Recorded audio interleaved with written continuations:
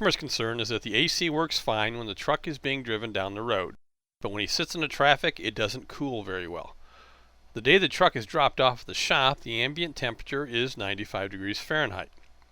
The technician starts by connecting a temperature probe to his DVOM and inserts the probe into the center vent of the dash. He sets the controls to max cold, blower high, and recirculate mode. With the truck idling in the bay, the duct temperature is around 60 degrees Fahrenheit. The technician then connects his AC machine and observes the gauge readings. Both sides are high at idle. Next, the technician brings the engine up to 2500 RPM and observes the readings. These readings are more acceptable. Temperature also reflects the improved pressure and is dropping to a more acceptable temperature. At this point, there are several theories running through the technician's head as to why the system works better at higher RPM.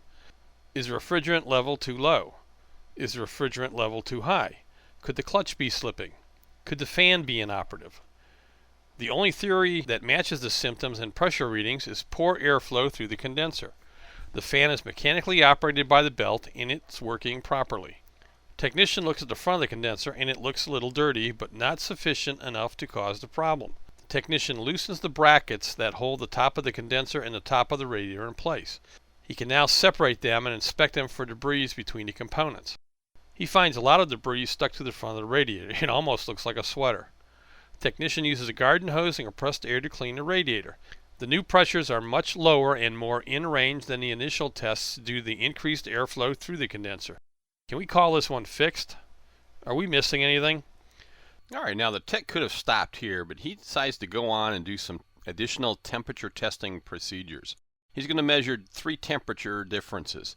He's going to do one at the condenser inlet and outlet. He's going to do one at the evaporator inlet and outlet. And he's also going to look at the ambient in front of the radiator and the center duct temperature and do some comparisons.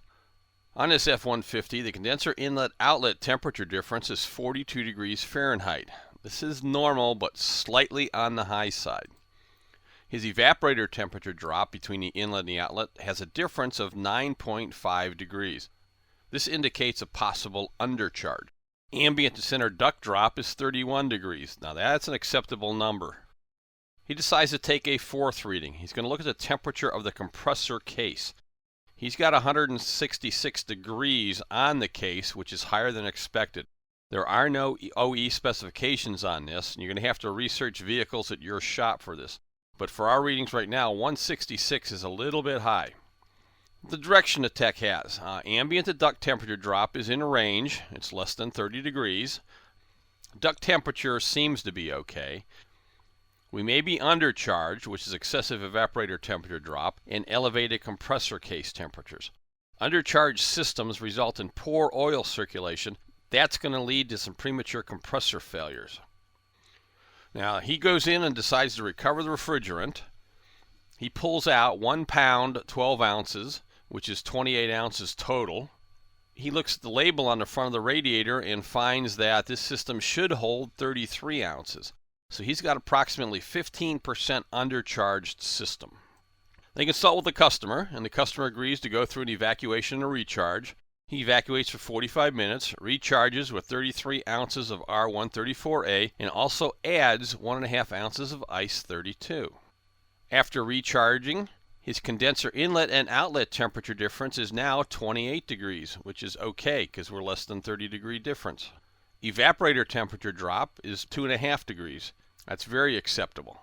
And his ambient to duct difference is 35 degrees. We're looking good here now.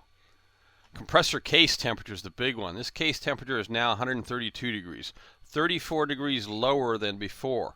Why this big difference? Well, we've got proper compressor lubrication. Remember, the lubricant is transported through this system by the refrigerant. So with the proper charge in there, we're now getting better lubrication flow. This is going to extend the life of the components also.